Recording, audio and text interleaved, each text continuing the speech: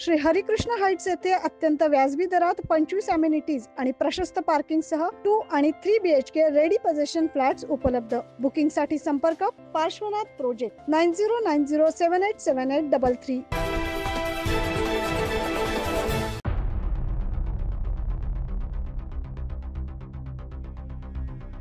विमा रकमेच्या हव्यासा पोटी भिकाऱ्याचा थंडपणे खून आणि त्याला अपघात असल्याचं भासवून कोट्यावधींचा विमा मिळवण्याचा कट। या गुन्ह्यात 3.5 वर्षापासून फरार असलेला मुख्य आरोपी योगेश साळवी अखेर पोलिसांच्या जाळ्यात सापडलाय। ही घटना घडली होती डिसेंबर 2022 मध्ये। सुरुवातीला अपघात असल्याचा खोटा गुन्हा मुंबई नाका पोलीस ठाण्यात दाखल करण्यात आला होता, मात्र तपासादरम्यान खरा प्रकार समोर आला। हा अपघात नसून नियोजित खून आणि फसवणुकीचा कट होता। आरोपींनी विमा मिळवण्यासाठी अशोक भालेराव सारखा दिसणारा भिकारी शोधून त्याचा खून केला। नंतर तो अपघात असल्याचं नाटक रचून विमा कंपनीकडून पैसे उकळण्याचा डाव आखण्यात आला। तपासादरम्यान खरा कट उघडकीस आल्यानंतर पोलीस उपनिरीक्षक चेतन श्रीवंत यांनी सरकारतर्फे फिर्याद दाखल केली आणि म्हसरूळ पोलीस ठाण्यात खुनाचा गुन्हा नोंदवण्यात आला। मंगेश सावकार, रजनी उके, दीपक भारुडकर, प्रणव साळवी आणि योगेश साळवी या कटात सामील होते।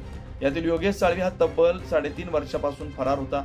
गुप्त बातमीदाराकडून माहिती मिळाल्यावर गुन्हे शाखा युनिट 1च्या पथकानं हनीबाबा दर्गा, लोणार गल्ली, नाशिक इथं सापळा रचला आणि त्याला 13 जुलै 2025 रोजी संध्याकाळी अटक केली।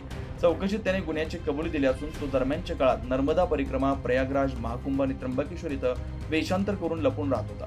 या गुन्ह्याचा तपास वरिष्ठ पोलीस निरीक्षक मधुकर कट यांच्या मार्गदर्शनाखाली पोलीस उपनिरीक्षक सुदाम सांगळे यांनी त्यांच्या पथकाने केला।